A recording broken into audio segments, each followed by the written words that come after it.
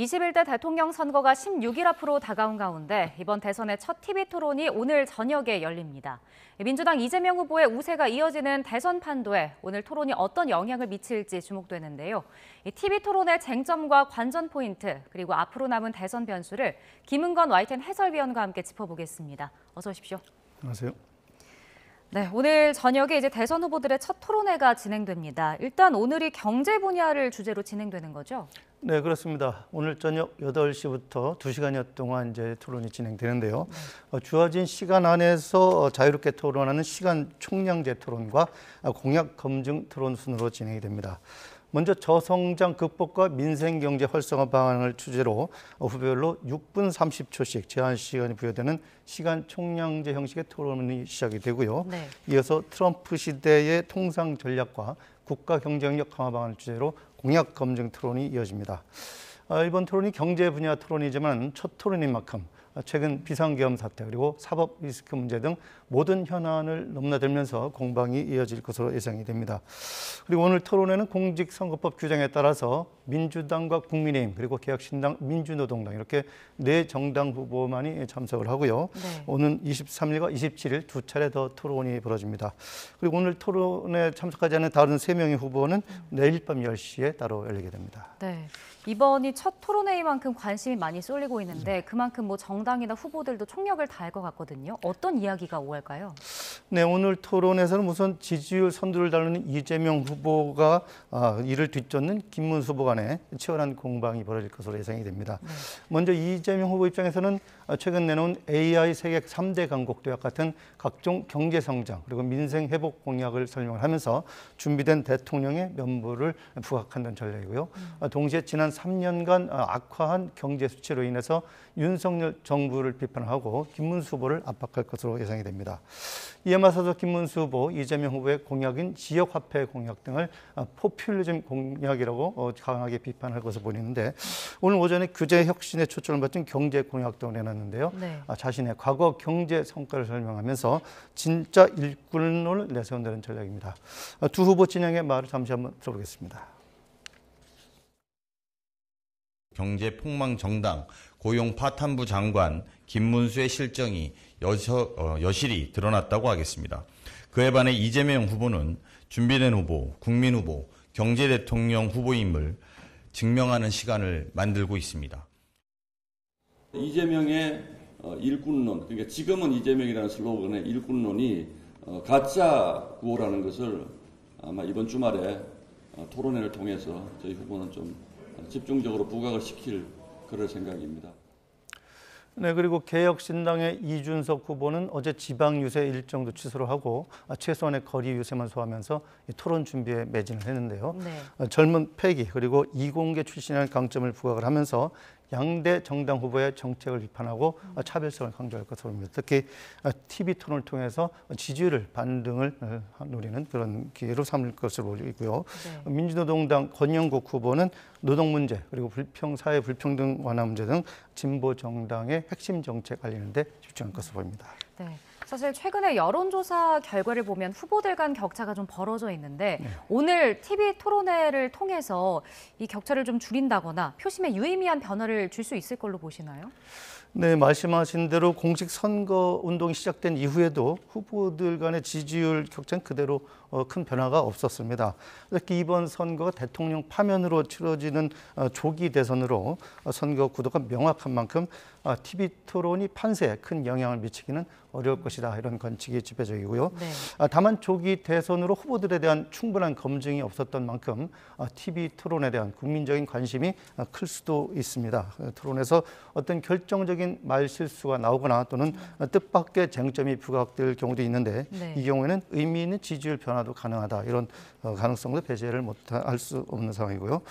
실제로 지난 2017년에 박근혜 전 대통령 탄핵 이후 조기 대선이 치러지지 않았습니까? 이때도 이제 TV 토론이 이제 주목을 받았는데 네. 당시 안철수 국민의당 후보가 자신이 MB 아바타냐 이런 질문을 하면서 이제 논란이 좀 있었는데 이때 지지율에 이제 부정적인 영향을 미쳤다는 분석이 있었습니다. 그래서 네.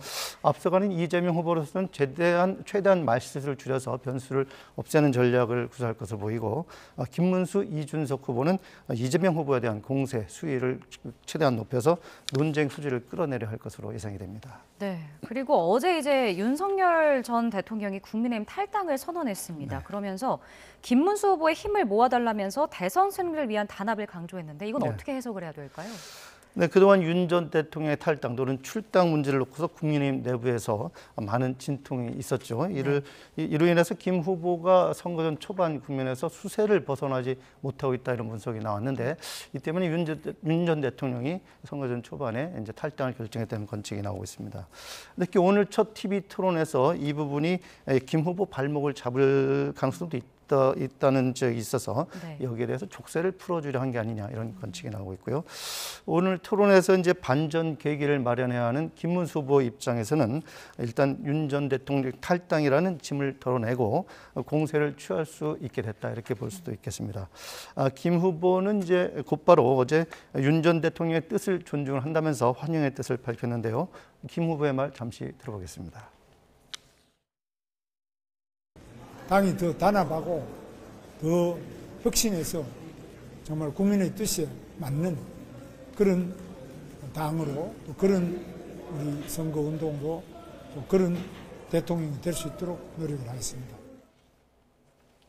네, 그렇다면 윤 전 대통령의 탈당이 김문수 후보 지지율을 이제 반등에 좀 영향을 줄 수 있을까요? 네, 일단 국민의힘으로서는 윤 전 대통령 탈당을 계기로 해서 내부 갈등을 이제 봉합을 하고 본격적으로 외연 확장에 나설 것으로 예상이 됩니다. 하지만 그 극적인 지지율 반등을 기대하기에는 한계가 적지 않다는 분석이 많은데요. 출당이나 제명이 아니라 자진 탈당 형식을 취하면서 김 후보에 대한 지지를 호소한 점이 아무래도 이제 효과를 반감시킨다 이런 지적이 나오고 있고요. 또 강성 지지층 이탈을 우려해서 불가피한 선택이다라는 이런 분석도 있는데 중도 무당층으로 외연을 확대하기에는 아무래도 부족하다는 겁니다. 당장 민주당에서는 위장 탈당쇼 또는 대국민 사기극과 같은 비판이 나오기도 했는데 이재명 후보도 윤 전 대통령을 제명했어야 한다 이렇게 얘기를 하면서 국민의힘을 싸잡아 비판을 했습니다. 이재명 후보 말 잠시 들어보겠습니다. 좀 나가주십시오 부탁을 하니까 국민의힘의 승리를 바라면서 잠깐 나가 있겠다 응원한다 이렇게 얘기를 하고 있는데 뭐 그럴 거면 뭐하러 탈당을 했는지 결국 정치적 전술 아니냐 이런 생각이 듭니다. 네, 그런가 하면 한동훈 전 대표는 이번 주부터 현장을 찾아서 국민들을 만나겠다고 밝혔습니다. 그리고 홍준표 전 대구시장은 하와이에 있는데 선대위 합류를 설득하기 위해서 특사단을 구성했다고 하는데 이게 지지층 결집엔 어떤 도움이 될까요? 네, 우선 한동훈 전 대표는 이제 경선에서 탈락하고 지금 선대위에 참여를 하지 않고 있죠. 그런데 이제 한동훈 전 대표가 이제 국민의힘의 대선 승리를 위해서는 세 가지를 요구했지 않습니까? 우선 계엄 반대에 대해서는 김문수 후보도 이미 동의를 한 상태고요. 그리고 윤 전 대통령 부부와 당의 절연 이 부분은 어제 탈당선을 했기 때문에 어느 정도 수용이 됐다고 볼 수 있고, 그리고 나머지 하나는 자유통일당 등 극단 세력과의 선긋기인데 이 부분도 이제 당장 어떤 행동이 필요한 건 아니기 때문에 어느 정도 이제 명분을 축적이 됐다 이렇게 볼 수 있겠습니다. 그래서 이런 명분을 찾은 만큼 곧바로 본격적인 유세에 나설 것으로 예상이 되고요. 이 경우에 중도층 지지 확산에 어느 정도 도움을 줄 것으로 보입니다. 다만 선거전은 이제 후보 중심으로 이루어지는 만큼 한 전 대표가 김문수 후보하고 다른 목소리를 낼 경우에는 오히려 역효과를 낼 수도 있다는 분석도 나오고 있고요.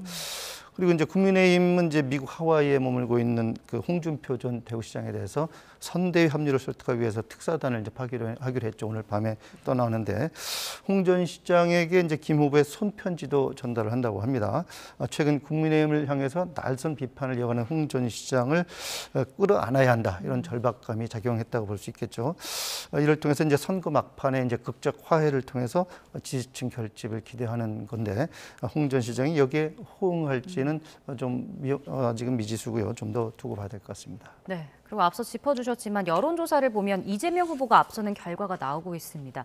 그래도 지금 민주당은 대선 낙관론 경계령을 내렸다는데 네. 방심은 금물이다 이런 걸까요? 네, 그렇다고 볼 수 있겠습니다. 각종 여론조사에서 이제 이재명 후보가 김문수 후보를 두 자릿수 격차로 이제 앞선다는 결과가 계속 나오면서 민주당 내에서는 이제 승리에 대한 기대감이 커지고 있죠. 특히 지난 금요일 갤럽 조사를 보면은 처음으로 지지율이 50%를 넘어선 결과도 나오고 있고요. 하지만 방심하면 대선 승리를 장담할 수 없다 이런 우려도 나오고 있는 상황입니다. 이재명 후보도 최근 골프와 선거는 고개를 들면 진다 이런 표현을 썼고요. 그리고 목표는 한 표라도 이기는 것이다 이렇게 하면서 몸을 낮추고 있는 모습입니다. 이 후보 오늘은 이제 대통령 4년 연임제 그리고 대선 결선 투표제, 총리의 국회 추천제 이런 내용을 담은 개헌 구상을 밝히기도 했는데 그동안 이제 개헌 논의에 이 후보가 좀 미온적인 거 아니냐 이런 지적이 있었는데 이런 우려를 불식을 시키고 대선 의제를 앞으로 주도해 나가겠다 이런 의지로도 풀이가 됩니다. 그리고 이제 당 선대위에서도 최근 여론조사에서 이제 이 후보와 김 후보 간의 지지율 격차가 줄고 있다면서 긴장을 늦춰서는 안 된다 이렇게 강조를 하고 있어요. 특히 윤 전 대통령의 탄핵 그리고 국민의힘 내용 등으로 최근 이제 지진 성향을 드러내지 않는 이른바 샤이 보수 지지층의 결집이 할 가능성도 있다고 이렇게 보면서 이걸 주시하고 있는 상황인데 실제로 최근 이제 민주당 내에서 이제 정권 교체 후에 내각 구성 그리고 특히 홍준표 총리설 이런 것도 나오지 않았습니까? 이런 것들이 자체 보수층을 자극할 수 있는 게 아니냐 이렇게 우려도 나오고 있는 상황입니다. 네, 지금 대선 판도가 이제 중반전으로 접어들었는데 이제 변수로는 김문수 후보와 이준석 후보의 막판 단일화가 또 꼽히고 있습니다. 네. 가능성은 어느 정도로 봐야 할까요?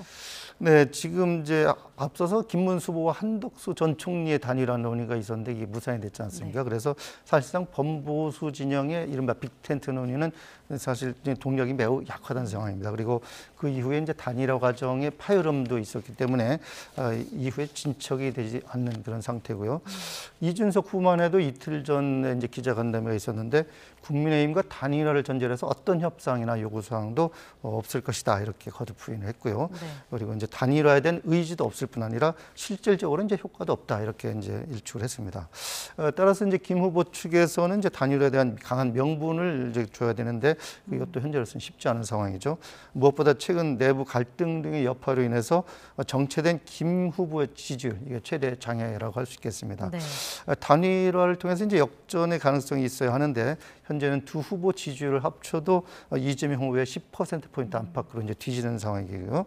결국 김 후보가 상당 수준으로 이번 주 정도에는 지지율을 높여줘야 막판 역전 가능성을 기대를 하면서 이준석 후보를 압박할 수 있는 이제 그런 상황이 되겠죠. 그런데 결국 오늘 이제 첫 TV 토론이 있어서 이후에 이제 그 또 여론조사가 결과가 다음 주 중반쯤에 나올 가능성이 있습니다. 그래서 이 결과가 어떻게 나오냐에 따라서 단일화 후보 논의에도 이제 영향을 줄 것으로 예상이 됩니다. 네, 오늘 말씀 여기까지 듣겠습니다. 지금까지 김은건 해설위원과 함께했습니다. 고맙습니다. 네.